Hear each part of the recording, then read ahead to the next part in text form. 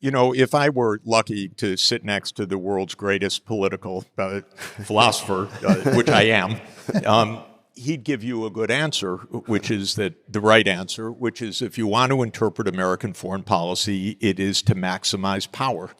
And John gives an explanation of that.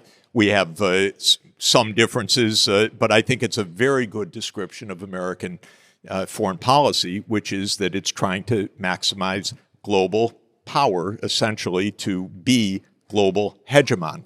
I think it could get us all killed. This is because it's a little bit delusional in my mind, but not his interpretation of their idea, but the fact that they hold that idea is a little weird to me. But in any event, that's the idea. And every time a decision comes inside that I've seen, I'm an economist, so I don't see the security decisions the same way.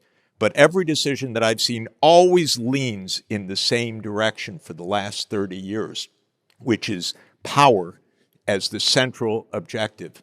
So Clinton faced an internal cabinet, really, debate, should NATO be enlarged?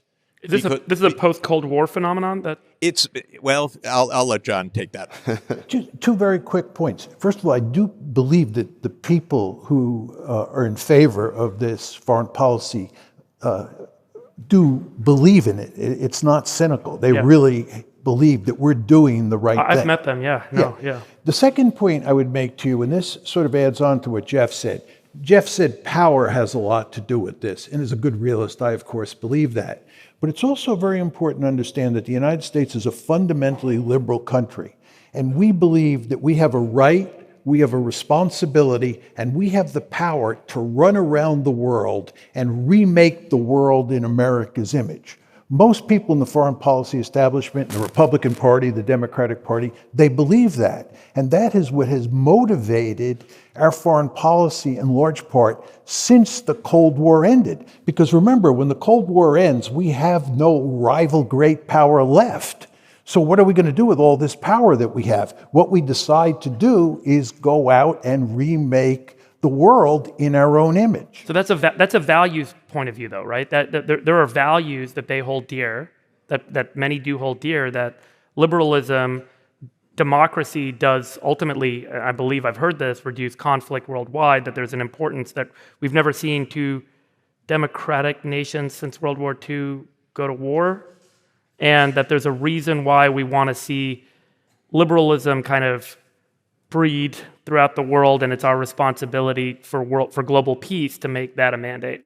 Let me step in for one moment. Okay, sure. Please. Very quickly. And by the way, what do you call it? Where you pull the spirits of the voice of others? But I'm just trying to channeling. That's the word. I want to be very clear. I am forever thankful that I was born in a liberal democracy, and I love liberalism. But the question here is, do you think that we can run around the world imposing liberal democracy on other countries, and in some cases shoving it down their throat, doing it at the end of a rifle barrel? And my argument is that's almost impossible to do. It almost always backfires. Think Iraq, Afghanistan, so forth and so on.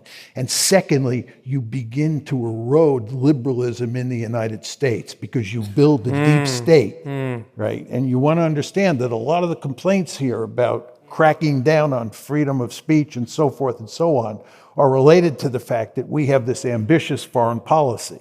Those two things go together in very important ways. What an irony. Let me disagree just a bit, because we agree actually on the behavior, and I've learned, I'd say most of that from you, that it's power seeking. Truly, John, in my work, 40 years overseas, I don't think the U.S. government gives a damn about these other places. I don't think they really care if it's a liberal democracy, if it's a dictatorship. They want the right of ways. They want the military bases. They want the state to be in support of the United States. They want NATO enlargement. I know you've written, and there are some who believe in state building. God, if they do, they are so incompetent, it's unbelievable.